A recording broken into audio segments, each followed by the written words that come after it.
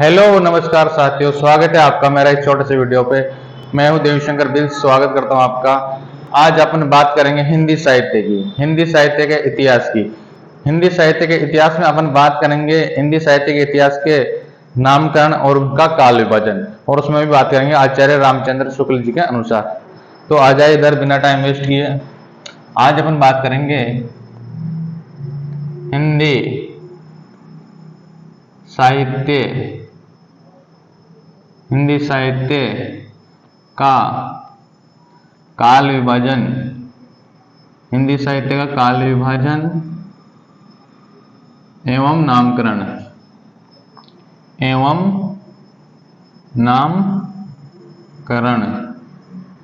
हिंदी साहित्य का काल विभाजन एवं नामकरण। और इसमें भी अपन बात करेंगे आचार्य रामचंद्र शुक्ल के अनुसार। किसके अनुसार? आचार्य रामचंद्र शुक्ल के अनुसार। तो लिखते हैं आचार्य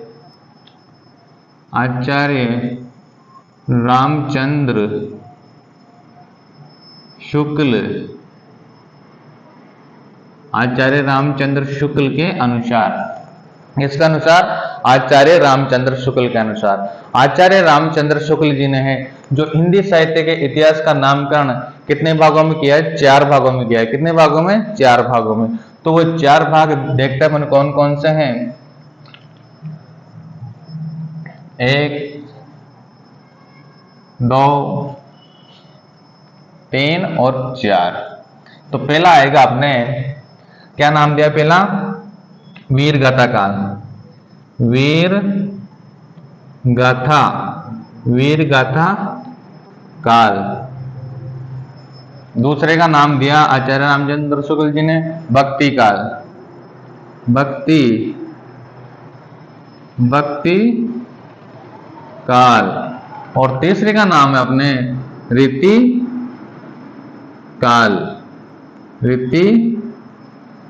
काल। और चौथे का नाम आएगा अपने गद्य काल। क्या नाम आएगा?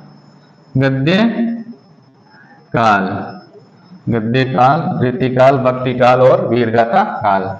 और इनका समय जो आचार्य रामचंद्र शुक्ल जी ने बताया है वो संवत में बताया है। किसमें बताया है? संवत में। संवत वीरगाथा काल का जो समय आएगा, संवत 1050 से 1375। और भक्ति काल का जो समय आएगा अपने 1375 से 1700। 1375 से 1700। संवत 1375 से 1700 के मध्य का समय क्या आएगा? भक्ति काल। और रीति काल का जो समय आएगा अपने संवत, सॉरी एक आएगा 1700। रीति काल का समय आएगा अपने 1700 से 1900। क्या आएगा? 1700 से 1900। और गद्य काल का जो समय आएगा 1900 से अब तक। 1900 से अब तक। आचार्य रामचंद्र शुक्ल जी ने वीरगाथा काल के समय बताया संवत 1050 से 1375, और भक्ति काल का 1375 1700, रीति काल का 1700 से 1900 और गद्य काल का 1900 से अब तक। और अपन देखते हैं कि वीरगाथा काल को भी एक अन्य नाम से भी जाना जाता है, उसका नाम है अपने आदिकाल।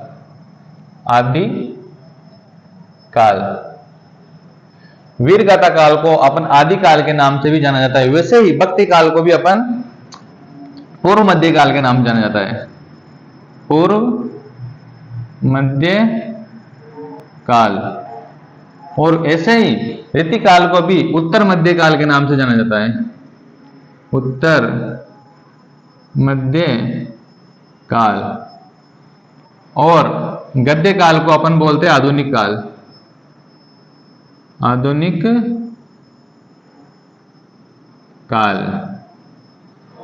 काल। अब ये तो हो गया। अब इसके बाद में आधुनिक काल को भी 2 भागों में बांटा गया है। कितने भागों में? 2 भागों में। तो देखते हैं 2 भाग कौन कौन से हैं। 2 भाग, पहला आएगा अपने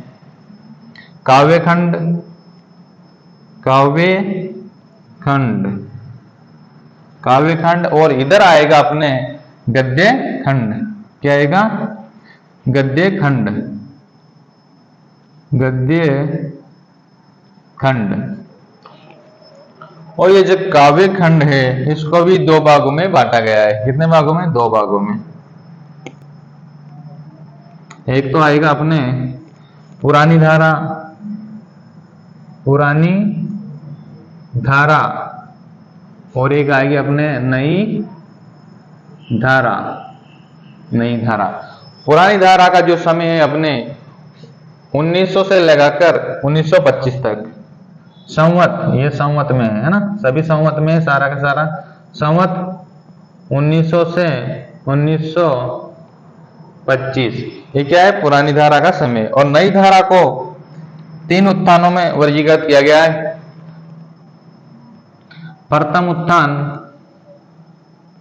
प्रथम उत्थान और द्वितीय उत्थान, द्वितीय उत्थान और तृतीय उत्थान। नई धारा का जो प्रथम उत्थान है, द्वितीय उत्थान और तृतीय उत्थान, इनका समय आएगा, प्रथम उत्थान का समय आएगा 1925 से 1950, संवत 1925 से 1950, ये प्रथम उत्थान का समय। और द्वितीय उत्थान का जो समय है 1950 से 1975, और तृतीय उत्थान का जो समय आएगा 1975 के बाद, 1975 के बाद। और ऐसे ही इधर गद्य खंड का भी 3 भाग किए गए, प्रथम उत्थान और द्वितीय उत्थान और तृतीय उत्थान, इसको भी 3 भागों में बांटा गया है। प्रथम उत्थान, द्वितीय उत्थान और तृतीय उत्थान, तृतीय उत्थान। ये हो गया अपने हिंदी साहित्य का कालीबाजन एवं नामकरण आचार्य रामचंद्र शुक्ल जी के अनुसार। ये एक बार और देख लेते हैं अपन इसको। एक आचार्य रामचंद्र शुक्ल जी ने जो हिंदी साहित्य के इतिहास का कालीबाजन नामकरण किया है, वो शुरू में 4 भागों में बांटा है। कितने में? 4 में। पहले का नाम है वीरगाथा काल, दूसरे का नाम भक्ति काल, तीसरे का नाम रीति काल और चौथे का नाम है गद्य काल। और इसी को अपन वीरगाथा काल को आदि काल नाम से भी बोलते हैं, और भक्ति काल को पूर्व मध्य काल बोलते हैं, और रीति काल को उत्तर मध्य काल बोलते हैं, और उसी प्रकार गद्य काल को भी आधुनिक काल बोलते हैं ना। इनका समय आएगा, वीरगाथा काल का समय आ जाएगा अपने संवत 1050 से 1375, और भक्ति काल का समय आएगा अपने 1375 से 1700, और रीति काल का समय आएगा अपने 1700 से 1900, और गद्य काल का समय आएगा अपने 1900 से अब तक। और इसी प्रकार आधुनिक काल को भी 2 भागों में बांटा गया है, काव्यखंड और गद्यखंड। काव्यखंड को भी 2 भागों में बांटा गया है, पुरानी धारा और नई धारा। पुरानी धारा का जो समय है संवत 1900 से 1925, और नई धारा को भी 3 भागों में बांटा गया है, प्रथम उत्थान, द्वितीय उत्थान, तृतीय उत्थान। प्रथम उत्थान का जो समय है 1925 से 1950, और द्वितीय उत्थान का जो समय 1950 से 1975, और तृतीय उत्थान का जो समय है 1975 के बाद। और इधर भी गद्यखंड को भी 3 उत्थानों में बांटा गया है। कितनों में? 3 में। प्रथम उत्थान, द्वितीय उत्थान, तृतीय उत्थान।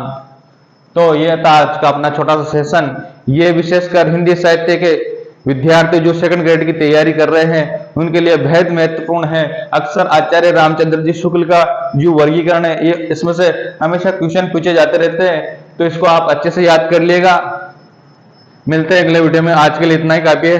तब तक के लिए धन्यवाद। जय हिंद भारत, जय हिंद, जय भारत।